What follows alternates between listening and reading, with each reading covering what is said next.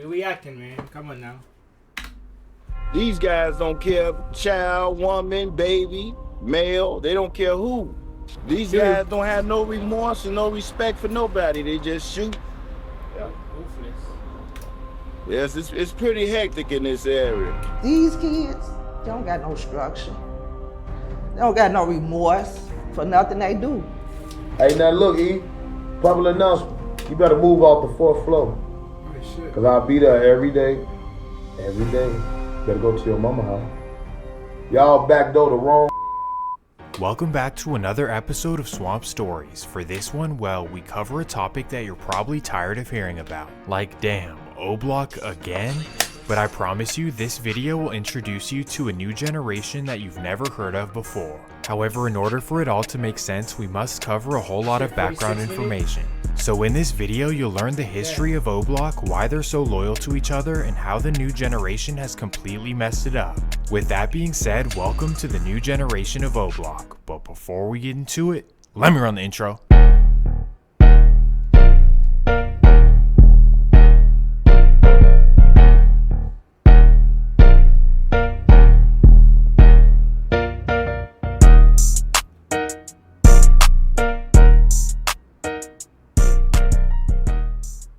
Chicago has always been a wicked and dangerous city, and most importantly with a huge underworld. Whether it was the Mafia, the Greaser Gangs, the Latin Kings, or today's GDs and BDs, through all of these eras there's always been one constant: the violence has never stopped. And because of this, hardworking families have... The title said, O-Block, New Civil War, Von Goons are now a big thing, and here's how everything fell apart. been scrambling for decades to try to find a good neighborhood to live. So the families with good money either moved to the north side or to one of the various suburbs to get away. And that left many low-income families in truly dangerous and despair areas. Specifically, the south and west sides have become the worst parts of the city, averaging 2 to 3 homicides a day over the last 50 years. As a result, many of these families felt trapped in this environment and were looking for an affordable way out. So what was the solution to this problem? A wonderful new phenomenon called co-op housing. The co-op has opened its doors to everyone. Canada's first co-op apartment building. Because managing a co-op means new responsibilities. Here, instead of buying an apartment, you purchase the right to live in it by investing in the corporation. It's cheaper than buying a home, and it's a great way to find an upstanding community. Because there's a barrier to entry, it pretty much weeds out all of the gang members and unemployed individuals, and it creates a safe enclave in the middle of the hood. Well, one of these complexes was built on King Drive between 63rd and 66th, easily one of Southside Chicago's worst areas. The co-op was named the Parkway Gardens, and at the time it was state-of-the-art for middle-class families. With 35 buildings and nearly 700 units, it quickly became a premier housing choice for African-American families. When I was growing up, this was considered the elite property for doctors, lawyers, nurses, professional people that lived over here. This was the cornerstone of our community. It's protected by train yards on the south and west sides, an elementary school to the north, and a major fence going down King Drive. So although it was You know what's so crazy? Like 63rd and 64th, I was like, one block away is crazy. It's like neighbors. How those houses build? That's nuts. They build like shit. That's crazy. You see those houses? I mean those apartments. That's a project, maybe. That's like the ghetto that shit is. Jesus Christ. That should probably like 63rd. Probably example. 63rd probably right here. Example. And then 64 probably right here. Oh, right here. They close to each other, man. It's crazy. And in the hood, it was sheltered from the bad elements, and the residents could live a peaceful life. This included the family of former First Lady Michelle Obama, for those who didn't know. While the glory days of Parkway Gardens lasted for a couple of decades with a strong middle-class community. But then, sadly, the complex would start its gradual decline. In the mid-1980s, the owners of Parkway sold the complex to a new investor who decided to get rid of the co-op status. They replaced it with Section 8 renting, and here is where the problems began. Throughout the 80s and 90s, the new owners neglected the property and started accepting new residents without background checks. And because of this, Chicago kingpins began moving into the complex to operate their business. Specifically, a BD kingpin named Tokyo G opened up in the complex and built a major operation. So major traffic was coming in and out of the Parkway Gardens on a daily basis, which caused other hoods to become jealous. Specifically, a territory across King Drive thought that he was taking up their business and they plotted on his head. This would be a reputed GD set called STL, long known for putting in work. Well, in September of 1998, Tokyo was tragically killed while rolling through their neighborhood. Who's Tokyo? This is known to be the first official law. So dumb. I was talking about Paris.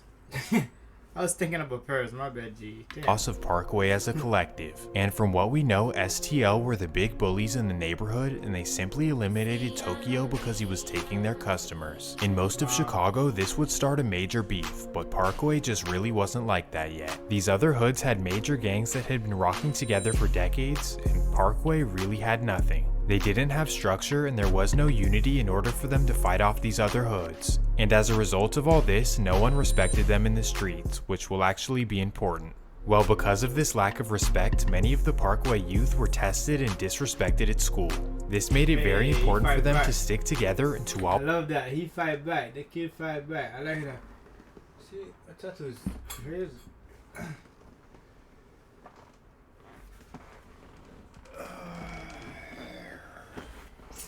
always have each other's backs against all odds. Since the very start, it was loyalty and brotherhood over everything, as it was the only way they could survive.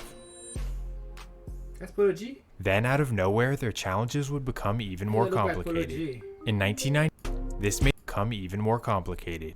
In 1990, against all odds. Since the very start, it was loyalty and brotherhood over everything, as it was the only way they could survive.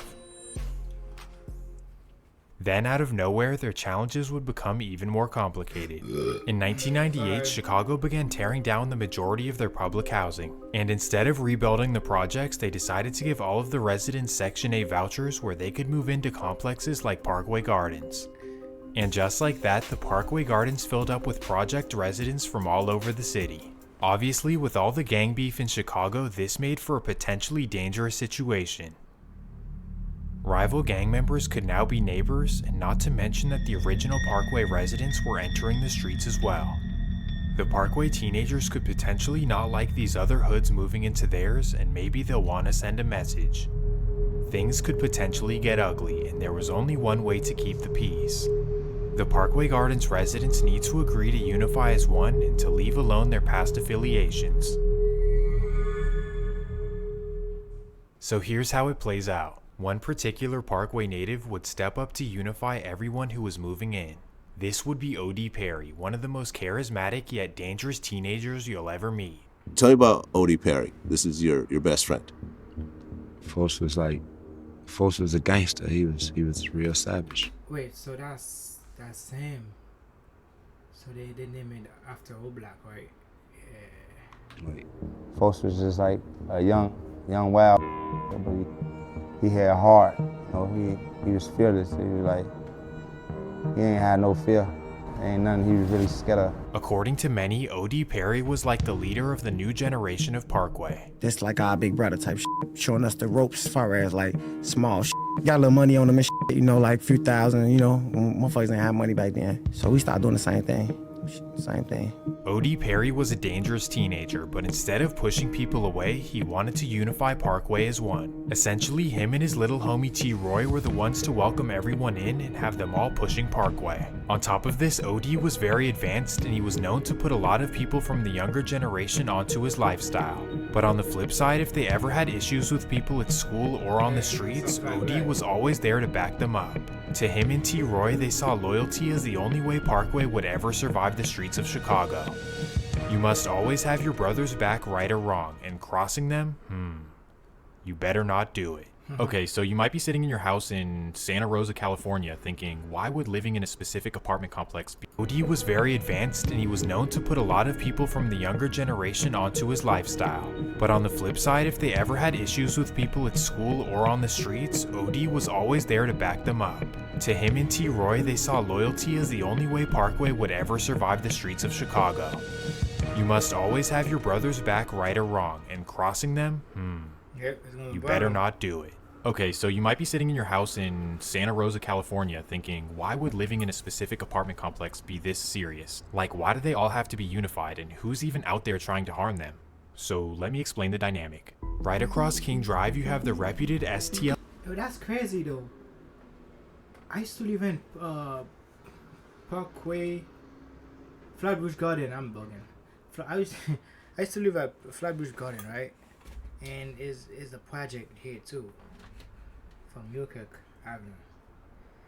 They folks over there, but I didn't check that because I don't check nothing, no gang. But anyway, it's like projects too the same way. I think New York was following, like, fools following Old Black or whatever, or Chicago, the buildings, cause they have Flatbush Garden, and they have Parkway Garden. It's crazy. It's now I remember that shit. That's nuts. Gangster disciples. For years, these were the bullies of the whole Woodlawn area. And they got the same symbol. You think they probably the same people that created this shit? It gotta be, man. Yeah, and they always took Parkway as a joke. But with this generation led by OD and Boss Top, the Parkway Gardens were not going to put up with this. So every single day in the mid-2000s, there were fights both at school and on the streets. It continued like this for a few years, and thankfully no one ever died. But then OD Perry decides that it's time to go full-fledged on the rivals, no more fighting. He allegedly tells all of the younger homies like T-Roy that fighting is no longer allowed and it's time to start sparking sticks. He did this to prepare the youngins that the Parkway Gardens were now becoming implicated. This guy's nuts. This guy said, nah, we're not gonna use no hands, no feet, no head, no paws. I mean, like, hit heads. That's pause. That's way pause. It's just guns, nigga. In a serious deadly beef. Specifically the local gangs of STL, Jaro City, and 051. Yo, sometimes when you fight, nah, that's gay. I was like, you hit them with the head, like a soccer. I almost said give. Hey, yo. On Young Money were clicked up against 600 and Front Street, and because Parkway had clicked up with the latter two hoods, they were becoming targets in the beef themselves. Yeah, things were about to get ugly, and OD wanted to make sure that his hood was ready for real beef. Cause once the beef crosses that line, everyone from Parkway will now be a target. Yeah. Well, because of OD, the beef would definitely cross that line. On January 12, 2011, Parkway claimed the life of 15-year-old Shondale Tuka Gregory at a bus stop on 63rd. From all accounts, Tuka wasn't even in the beef, he just so happened to hang out with the members in the neighborhood. He just wanted to do right to make me proud, that's all. Was he gang related? No. No. You don't think Tuka wasn't in the gang? No. The loss of Tuka devastated the 63rd community in the That's why I don't wanna be friends with the gangs. Who's my friends? Cause once you walking with them, you're gonna be in target too. It doesn't matter if you're walking outside. You're gonna be in target too. So it's a rival shit. Especially his best friend FBG Doug. And me and him clicked. Like, that was one of my real close friends. Like, every day, like, spend the night at his house. He spend the night at mine. Duck was at home when he heard the shots, and he went out running to see what happened, and that's when he saw his friend's last breath. You feel me? Then I ran all the way from 62nd and Wabash all the way to 63rd to St. Lawrence. Saved them right there on the floor. After grieving this terrible loss, they now needed to know who did this. STL quickly found out that OD Perry was the one responsible. Knew exactly who killed Took right away because it was so many people out there. Walked up and only killed Took, only shot Tuka. He was at a bus stop. Yeah, he's at the bus stop. They on a bus stop 6 deep.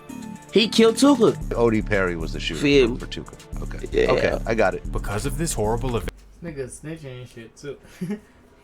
Then STL was ready to get revenge on Parkway, and because of this, the younger generation of Parkway was now forced to get violent as well. According to T-Roy, he was already ready to get stepping, but unexpectedly one of his friends would as well. This would be a friend who had only moved into Parkway a year before this incident. This would be 15-year-old Davon Bennett, who was already a goon in his previous hood. But not only was he a goon, he was also charismatic and extremely handsome. Hey, yo. I'm just kidding. Well, hey, yo. You know what this guy just said? I'm just kidding. Yo, this guy, Kim, I'm gonna hunt you down, man. Don't do that shit, man. What the fuck? friends would as well. This would be a friend who had only moved into Park. They gonna be, T.Y. and King One gonna be, they gonna be close friends. They're like twin killer. Wait, a year before this incident. This would be 15-year-old Davon Bennett, who was already a goon in his previous hood. But not only was he a goon, he was also charismatic and extremely handsome. I'm just kidding. Well, as soon as he moved in, he was treated like family, with OD welcoming him and T-Roy becoming his best friend. Like, for whatever reason, him and T-Roy hit it off from the first day, so much so that Vaughn was willing to slide for him. And just like that, Parkway was developing their first official goon squad. They weren't even a gang, they were just guys who held loyalty and brotherhood over all else. They started calling themselves Wick City, Wick for wild, insane, crazy, and 3 eyes to show BD Alliance. Still though, after the death of Tuka, nobody respected them because they never had history of beef.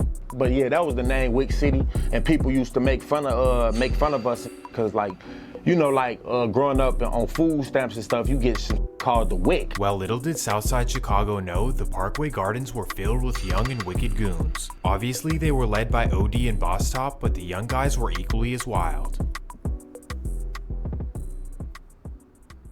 Miniature T-Roy and super handsome Vaughn were like beasts that were ready to be Why you keep saying super handsome Vaughn? I'm not hitting, but this guy, I think he's Diddy for real. Hey, don't clip my video, man. I'm just like, you know. Unleashed. All they needed was a reason to start stepping, and sadly that reason would come. After the loss of Tuka, STL was determined to get revenge on OD. And that day would come, August 10th, 2011. It's shortly after midnight and OD Perry hops on his bike to head to the local store. As he exits the Parkway Garden gates, an SUV right there stops in its tracks. That's when 2 assailants hop out and run down on OD. Bam! Damn.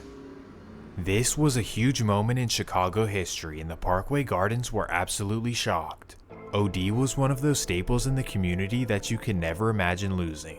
Cause he was like one of our first ones that we lost. Like, we weren't losing friends at the time or losing close ones at the time. So when we lost him, everybody felt it. Due to his significance, everyone decided to ditch the Wick City name and adopt O-Block in his commemoration. I remember the day after OD died, man. And I was like, damn, I wonder what the hell we finna call a block now, cause, and then as soon as we came around, we all the way on the 65th end, and I saw that bitch right there spray painted on the garbage can, O-Block. I tell Dr. I'm like, I just thought of that shit. I'm like, I knew they was finna call this bitch O-Block, like I knew he was going. The loss of OD brought everyone in Parkway even closer together than before. They were all there for this, and for whatever reason, it brought them an inexplicable bond. Nothing could ever separate or divide O-Block, as they were now all together in his commemoration. OD was big on everyone sticking together, so if we ever get in fights with our brothers, we're never taking it too far. Remember this for later in the video. Well, after the loss of OD, T-Roy and Vaughn would go absolutely nuts for revenge. It was sad, man, and then T-Roy was right there with him his last little moments, and T-Roy, and then T-Roy said that, was like, damn, they got me, bro, like that was his last words into that, so that shit changed T-Roy. That shit changed T-Roy, cause that shit happened, Troy and Vaughn, what the jumped off head first, and when they did, they jumped off at a higher level, more aggressive than the niggas who was around O was. T-Roy, Vaughn, and the rest of Parkway believed that it was a 14-year-old girl named Jakira Barnes who did this to OD. But not only this, her brother would insinuate it as well. She killed someone at 14 as revenge over Tuka. Man, OD got his shit splat. OD Perry got killed at one point. But even after claiming the life of OD, the STL side was not done stepping. In fact, 3 more O-Block members would lose their life in the coming months. And they're saying that Junior. So with all these O-Block losses, Miniature T-Roy and Handsome Vaughn were ready to start stepping. Ooh-wee. In fact, over the next year, the duo would go absolutely nuts. They would allegedly claim the lives of rival members Lil Doc, Dirty Rel, Modell, P5, Boss Trell, Lil James, and Stunna. 2012 was a truly dangerous year to be a rival of O-Block. Then in 2014, they would finally get real revenge for the loss of OD. On April 11th, 2014, Jakira K.I. Barnes was targeted in the heart of STL territory.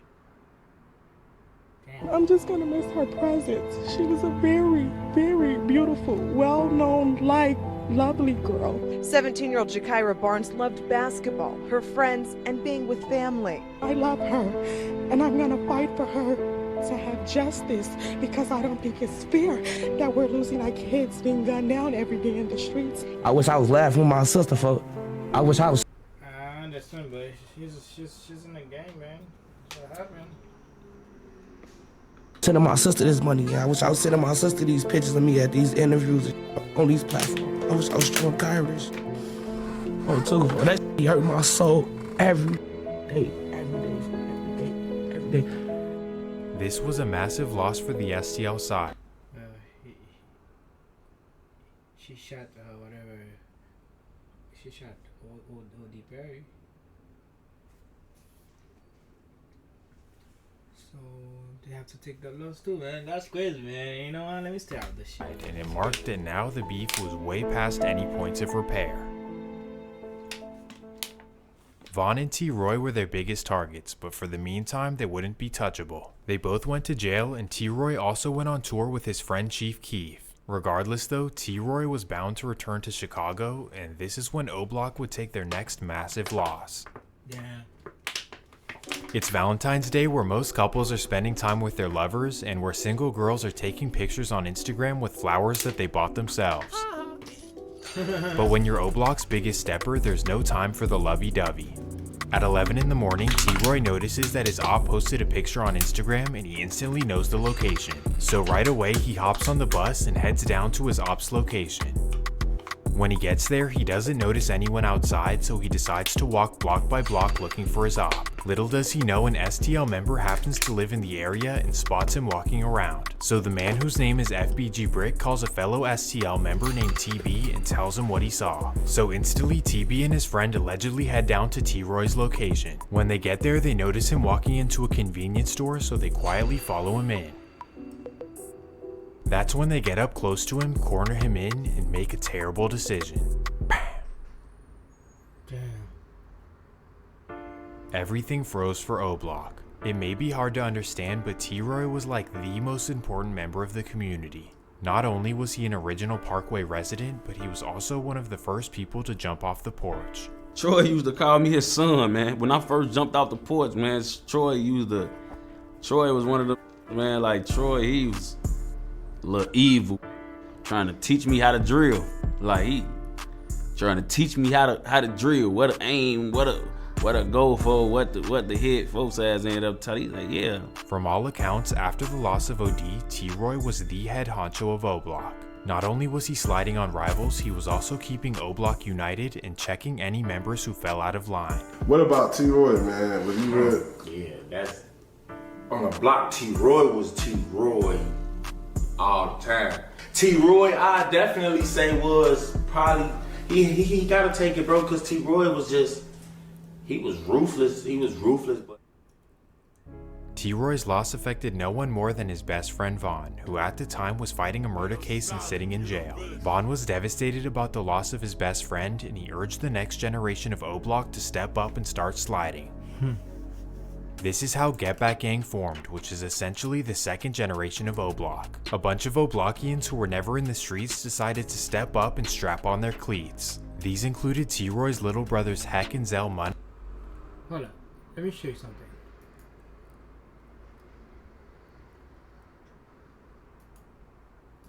This is how Get Back Gang formed, which is essentially... Okay, Parkway Garden. Let me show you something.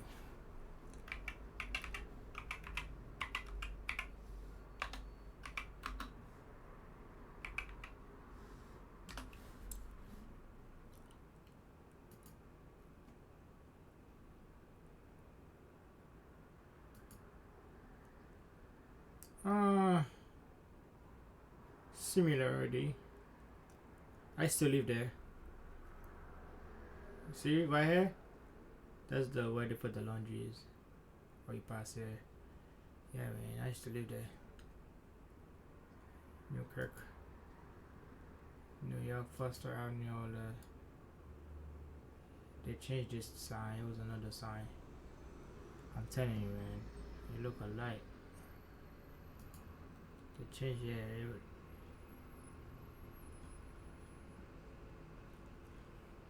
Expensive. Rat, mouse, all kind of bullshit. You pay for mouse. So this guy, we didn't have a mouse because we have cats or some shit, but yeah, this is the one. But they changed the color though. It's green. But let's see. It looked like the same, right? Professional manager by regulated manager company by LP. Just the same tree, flower.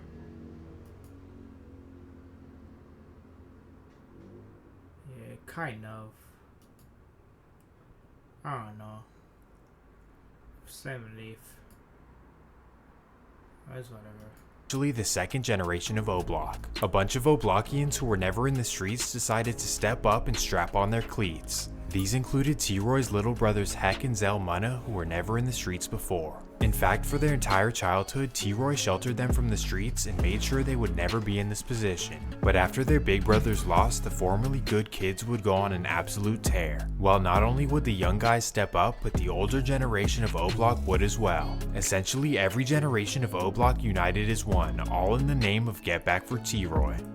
While the rival hoods had internal affairs and backdoor activities, O-Block was solid as a rock.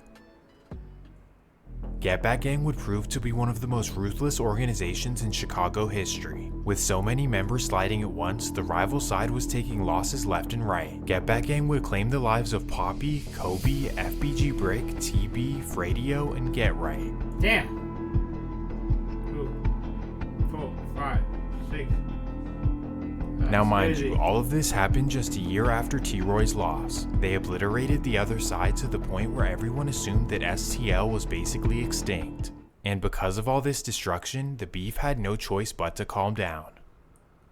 During this quiet period, King Von was actually able to beat his murder case and was released back onto the streets. This couldn't have been at a better time, because had he been released earlier, he may have thrown his life away getting back for T-Roy. But now that the streets were quiet, Von was able to focus on his newly found love. Instead of chasing down ops, he was now chasing down studio time. That's when I'm with Dirk and he doing all this shit and shit. Ooh, that's when I'm like, I'm gonna rap. I'm gonna try to rap. It was just the point like, I'm on a block and I gotta study ask go for money. So now I need something to do. Yeah. What I'm gonna do. On May 27th, 2018, he released his first single, Beat That Body, which got him popping in the Chicago streets. Then, with Dirk's cosign and consistent success, his career took off in a major way. So with all this new fame and money, Von decided to move to Atlanta where he could thrive and not think about ducking rivals. The future was looking bright for Von and the rest of O-Block, but then everything would come crumbling down. On August 4th, 2020, 6 members of Get Back Gang would crash out in the dumbest way possible. Essentially, STL's biggest rapper FBG Duck is spotted at the mall by a man who doesn't like him. The man is upset that Duck is having relations with his girlfriend, and he wants to do something about it. But instead of confronting him himself, he decides to call up Duck's biggest ops. He calls up Get Back Gang and makes up a lie that Duck chased him through the mall with a gun. So instantly 6 Get Back Gang members hop in 2 cars and leave out of O-Block. They head directly to Duck's location, which happens to be the wealthiest mall in all of the— And they don't care. They don't care which location you are. They don't care if it's a rich location or poor location, they will get you, man. That's crazy.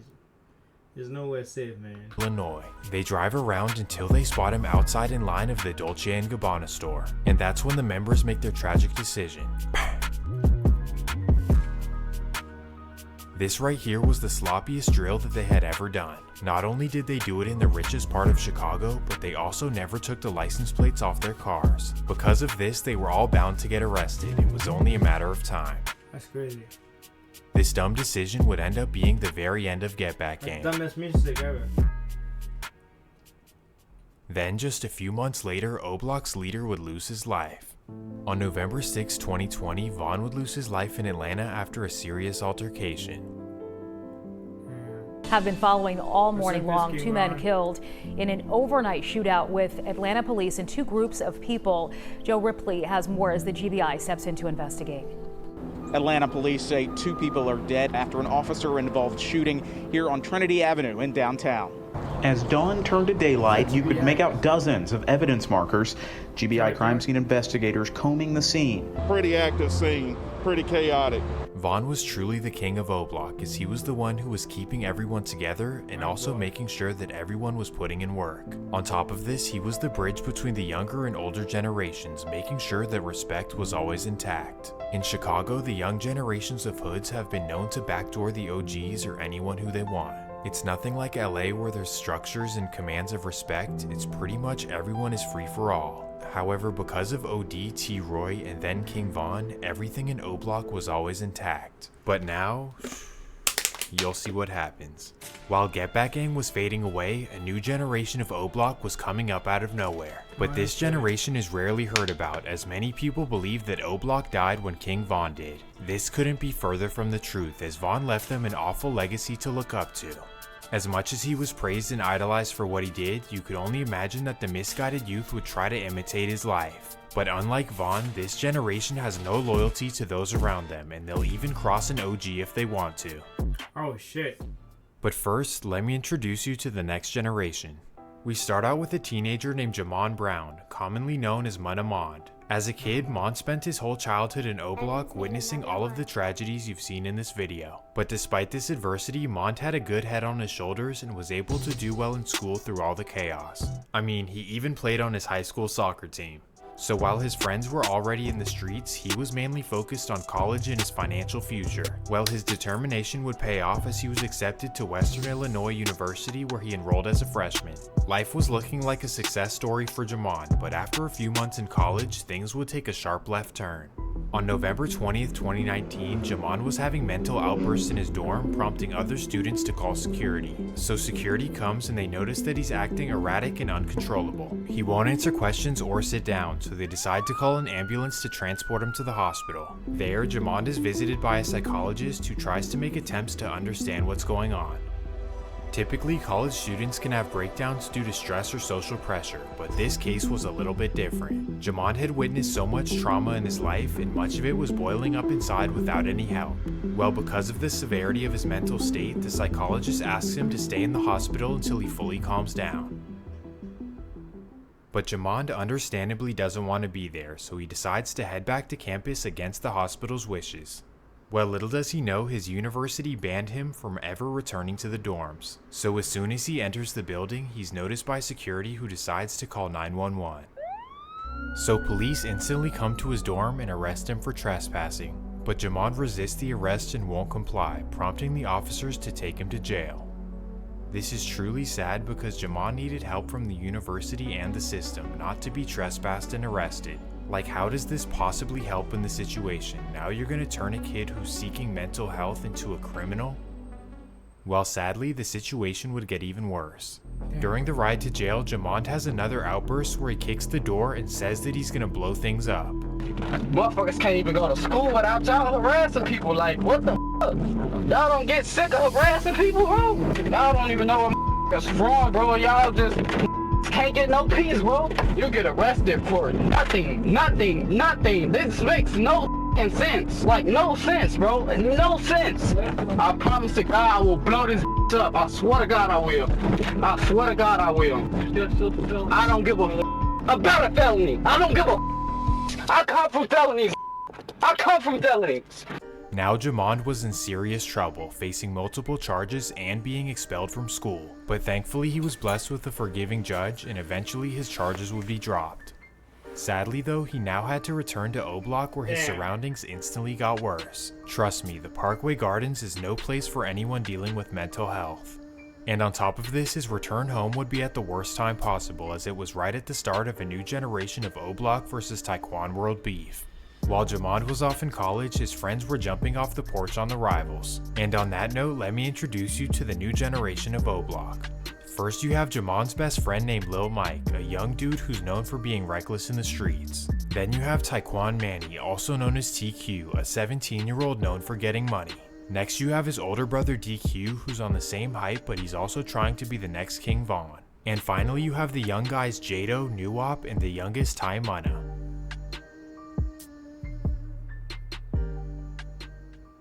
So directly after Mon's return from college, this is exactly who he was hanging with. And just 2 weeks after his return, things would get tragic for the first time in this generation. That takes us to December 8th, 2019. It's a Monday afternoon in O-Block and TQ gets ready to do business in another hood. Specifically, he heads 15 minutes down the road to a hood called Fintown. Fintown has nothing to do with O-Block, so TQ figures that everything is straight. So he arrives in their hood and waits on 87th in order to make a deal that he set up online. He waits and waits and waits, but suspiciously nobody shows up. Then after 10 minutes of waiting, a man in a mask approaches him quickly, and sadly the man makes a tragic decision. Everyone was devastated, but also puzzled about the situation. Who could have done this to TQ, and why did they set him up? At first, it didn't make any sense, but then the Oblockians started putting 2 and 2 together. And it all centered around an alleged Fintown member named BCR Measle. Why? Well, because he happens to be the first cousin of FBG Duck. Now of course this is just speculation, but later in the video it will make sense. So remember the name, BCR Measle. Well, regardless, this is when the new generation of O-Block decided to step up. This includes Munna Mond and of course all of the other members I mentioned. But before there was Get Back, sadly they would lose another friend. 2 months later, February 8th, 2020, 2:30 p.m. Jado gets a text from his friend Dinero asking him to come over and make a deal. So Jado instantly gets ready so that he can head over there. But as soon as he departs from O-Block, a man is following him. He catches up to Jado and doesn't say a word. Instead, he makes a terrible decision. Damn, that was a trap. Jado was like the OD Perry or the T-Roy of the new generation. He was charismatic, he brought everyone together, but he was also nothing to play with. He was like our age group, like the new generation from our block. He was the leader. I'ma say, yeah, he's like the brain, like one of the smartest one out of all us. Yeah, like folks was like the brain and the muscle. Yeah. Like he was the mastermind after all this shit. Well, because he was so important to O-Block, the young generation started calling themselves the Jado Jumpouts. Now everyone was on board to get revenge for Jado, but there was one question. Who did this and did Dinero set him up? Well, right after the news broke, Dinero posted a screenshot of his last conversation with Jado, pretty much saying that he wishes he never texted him because that way he would have never come outside. So now that Dinero was in the clear, who could it have possibly been? Well, the rival Taekwon World side started celebrating, which pretty much revealed itself. Specifically, a Taekwon World member named D-Money would go on live and troll Jado. Look, Jado got his smoke, and we still spinning like 5 cars deep, no valve. This would not end well for D-Money. May 15th, 2020. It's a nice warm evening in Southside Chicago, and D-Money is outside walking his dog. As he's They always online, man. Them cops are watching. They don't care, man. These people are ruthless, savage and shit. They don't care, man. Casually walking around his neighborhood, a car creeps up on him. That's when a man hops out of the passenger seat and runs all the way up to him. And before D-Money can even react, the man makes a terrible decision. And just like that, another generation of Taekwon World vs O-Block beef was stamped. It's the same exact way that T-Roy and Von went on a tear for OD, and then how Get Back Gang went on a tear for T-Roy. If one thing is for certain, it's that starting a beef with O-Block is never a good idea. Once you poke the bear, they just never stop coming, and there's no timeline on revenge. And that fast forwards us a year to February 8th, 2021. In Chicago, trying to throw parties or just having fun with your friends is never an easy task. You never know if your ops are going to show up to the party or if a simple argument will turn deadly. So because of this, many people from the hood in Chicago will head out to other cities to have some fun in peace. Sometimes they'll go up to Milwaukee, out to Iowa City, or potentially down to Indianapolis. But for FBG, they tend to stay closer to home in the tucked off suburb of Bloomingdale, Illinois. In particular, they rent out a couple rooms at the Indian Lakes Hotel where they can have some peaceful fun. Well, on this particular Friday night, the word gets out and over 200 people show up to the hotel. This includes FBG Duck's cousin Measle, who O-Block believe claimed the life of TQ. Because of this, Measle happens to be one of the most wanted men in Southside Chicago. But on this night, he figures no one will find him and he can sit back and have some good old fun. The party is jumping, girls are twerking everywhere, and everything is going well for over an hour. It gets to the point where the whole 6th floor hallway is flooded with people, and it's a party like you've never seen before. Well, at 2 a.m., a couple of men in masks wiggle through the hallways looking for Measle. They then push their way into the party where they see him. Sadly, they make a tragic decision. Damn, they killed Measle. That's crazy. That's right. Right now, police still here on scene of the hotel serving search warrants, looking for evidence like weapons linked to this investigation. Police tell me this isn't the first time they've been called to the hotel. It was the sound of gunfire coming from the Indian Lakes Hotel around 2:30 this morning that prompted this massive police response. Units respond to Indian Lakes Resort for the shots fired report 250 West Chick. What police say started as a large hotel party with nearly 200 people ended in gunfire, and a Chicago man is dead. Unfortunately, there may have been more because over 100 people fled the hotel before we had contact with them. The victim identified as 27-year-old James McGill. McGill lived in the city's Inglewood neighborhood. Police say they've been called out to the hotel for drug and gun cases in the past, even writing a letter to hotel management, asking them to address these issues. Lighting, security, additional staff, management on duty. So we've conveyed to them that we had concerns back then, and we almost predicted that something could happen there. During the party, which spanned 2 floors, investigators say only 1 employee was working and no security on scene. Well, because of this incident, the owners of the Indian Lakes Hotel were forced to shut down their business. So not only did May 15th claim a life, but it also claimed a major business for a family. New at 10, the Indian Lakes Hotel in West Suburban Bloomingdale will shutter for good after a deadly shooting there last month. Today, the hotel's owner, First Hospitality Group, agreed to surrender its business license and end all business on the property. Bloomingdale Village leaders said the hotel had been a trouble spot for years. Well, even though there were 200 people at the party, 0 people came forward with evidence. So of course we don't officially know who did this, but an O-Block member would post something on his story. The day after the incident, he would post a picture with a cutout of TQ and he'd say, "And now his killer is dead." On top of this, just the next day, a whole crew of O-Blockians would seemingly celebrate the loss. The new generation of O-Block was doing the same exact things as the past. But thankfully, to this point, O-Block was still unified as one, even after the loss of all their leaders.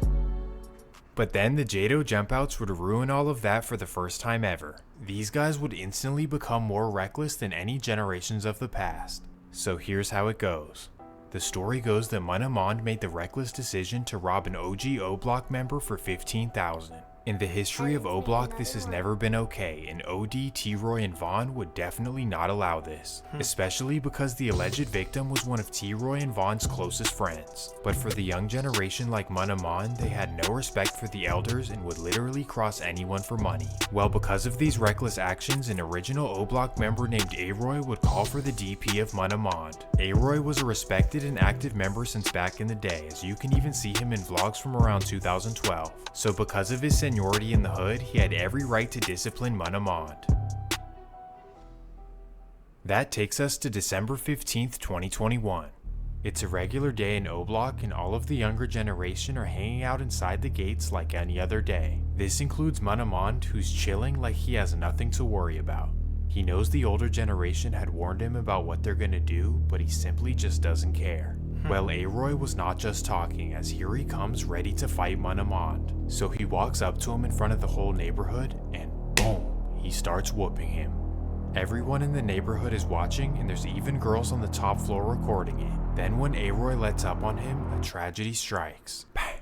A shot goes off and A-Roy is rushed to the hospital. Damn. Sadly though, he wouldn't make it after surgery. They killed A-Roy? A-Roy had survived all those years in the streets just to lose his life like this. He was a valuable and well-respected member of the community, and because of this, the older generation was pissed. Nothing like this. We have a scoreboard. I said he was a nurse. What the fuck? Oh man. everybody who have a scrub on, I always think that they are something like nursing or aid or something. Oh, respiratory. That ever happened in O Block, and something needed to be done. So in order to keep the internal peace, the older generation decided to collectively ban Manamon from O Block. You messed up and took things too far. We don't want to hurt you, but please never come back around. Now the ball is in Mon's court. Do you want to listen to the OGs or disrespect their wishes and do what you want? For the first solution, you have to swallow your pride, but everything will be peaceful. But for the second solution, well, things could get ugly. Well, here's the problem. This is not the O Block of the old days. The older generation have no say-so, and on top of this, they're way outnumbered. So Manamon completely disregards his ban, and the Jado jump-outs are right beside him. The original members cannot believe it, so here's what they do. First, A-Roy's brother named Big P posts on Instagram that everyone in O Block better pick a side. Y'all better pick a side on Molly, I'm not playing. Quit playing with me, you little ass boy, stay in y'all place. He then goes on live and explains why he feels the way he feels. But it took them to kill my brother, turn my savage up. That's why y'all ain't killed me, y'all killed my little brother. Now his daughter very mad, and that angers me, and it pissed me off when she asked where her daddy at. I can't believe O Block, man. I put my heart and soul in this block. I can't believe O Block, man. I put my heart and soul in this block. Then Manamon takes to Facebook and responds in the most disrespectful way possible. Letting your brother die in front of you and you don't do that just makes you a bitch even more. Telling that to a man who just lost his brother is beyond me. But like I've said, the young generation of O Block has zero respect for their elders. Well, as you would expect, Big P takes this to heart and decides to threaten all of the Jado jump outs. Hey Ebo, you down? Mon, you down? Lil Mike, you down? D-Lo, yeah, Mon first, definitely first. No, matter of fact, hey Chop, I know Mon Low, we gonna get up with him anyway. We gonna feed him a sandwich before we kill him. Better move that crib. Think I'm gonna let that little slide, nigga. Better move that crib. Well, for whatever reason, Manamon takes this all as a joke and he responds on Instagram Live. That's nobody. He ducking his damn self. Threat. I'm fooling me, ain't no threat. Stop trying to make it seem like he a threat. He a goofy for the internet. They be thinking threats. Hey, he ain't no threat, man. Stop making it seem like he a threat. It's goofy on full of grade. Folks be woofing on that. Nobody. I know ain't nobody gonna do. They can fool y'all with this internet. They ain't fooling me. Hey, getting that Jado jump out, boy. It's Jado jump outs. That's it for life. I take that shit to the grave. That was my boy on full of grade. After this, Big P and the jump outs would go back and forth online for plenty of days. But sadly, this is not LA where they talk about each other and that's all that happens. This is Chicago where it always turns up badly. The rest of 2022 would be a bad year for Big P. According to him, the jump outs lit up O Block and hit him in the face. Thankfully though, the injuries were minor and he would be okay. They can't believe I'm still alive. I'm still alive, so my leg hurt. Hey, y'all to the song. He had the gun like this. He didn't even want to shoot. He shot me in my head. That boy was running so slow. Regardless, this is the moment where everyone realized that the internal beef is something serious. Then just a couple weeks later, Big P's car and his dad's house are both lit up. Thankfully no one was injured, but his car was totaled. Yeah, things were looking bad for Big P, and on top of this, not too long after, he would be arrested for a gun charge. But you know what, this may have been a good thing, because now he was away from the Jado jump outs. But not for long. On November 20th, 2022, Manamon would be arrested for lighting up Big P's dad's house and his car. So now, Big P and Manamon were together in the Cook County Jail. Well, that's awkward. But in typical Chicago fashion, Manamon's charges would be dropped and he was right back on the streets. After returning to Chicago, he would start his career as a drill rapper, and honestly, I don't know why he isn't famous. Well, you guys can check out his music for yourself and let me know if it's any good. Well, Manamon started gaining popularity, and here's where things get really complicated. For whatever reason, a bunch of original O Block. Let this finish, man, because it's almost done. Like, Block members like E-Dog are showing support in the comments. As you would imagine, Big P is pissed. He's literally been betrayed by everyone. The youngins eliminated his brother, and now all of his day one homies are taking their side. You can only imagine how he may feel. Yeah, I made E-Dog last video. That's the last video we shot. I ain't getting no more video of that. He can't rap. I hate his music. He sounds like he got spit in his mouth or something. Blow the 50. Hey E, when you went to go blow a 50, bro? You don't even own a 50. You got a little ass. Well, according to rumors, the O-Block split is much more complicated than the older versus younger generation.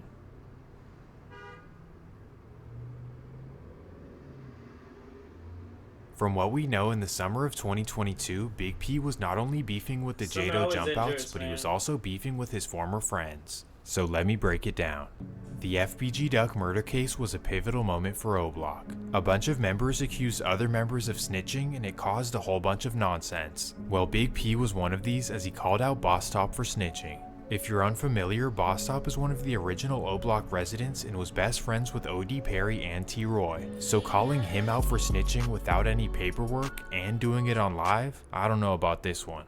But he claims to have information that Boss Top snitched on one of the defendants named C Murda. Better go check top name, Tyrese Davis. He telling on C Murda. Go find that out. He then threatens him.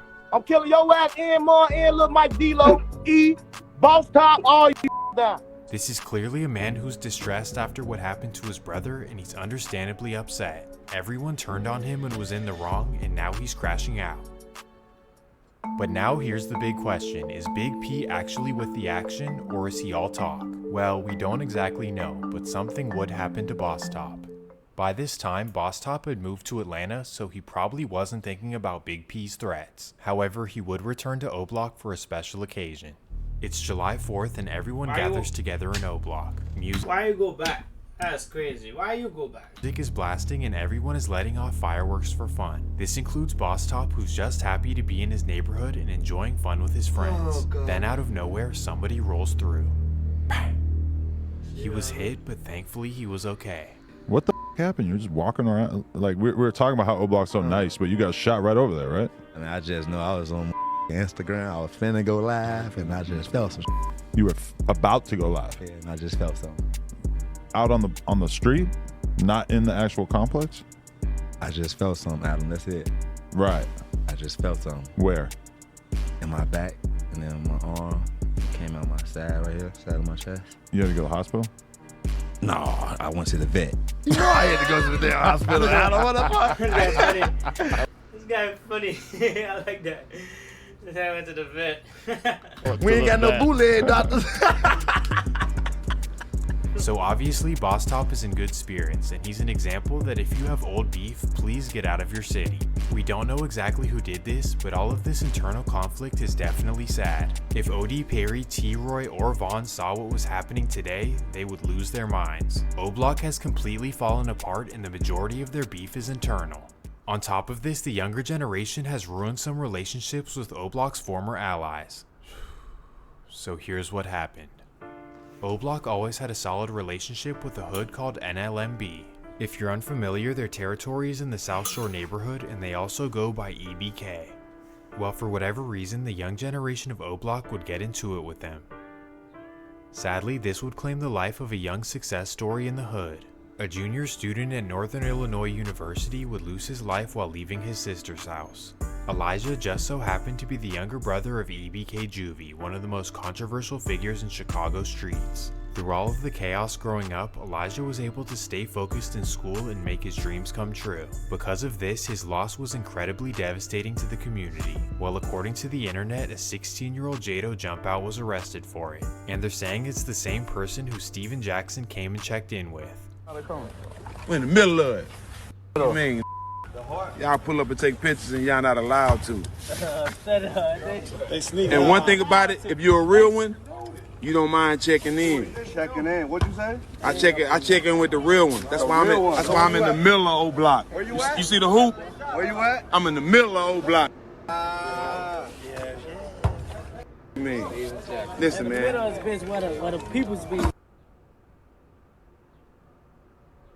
But on a serious note, we can only hope that the beef in O-Block will stop. After all of these generations of beef, absolutely nothing has come from it but devastation.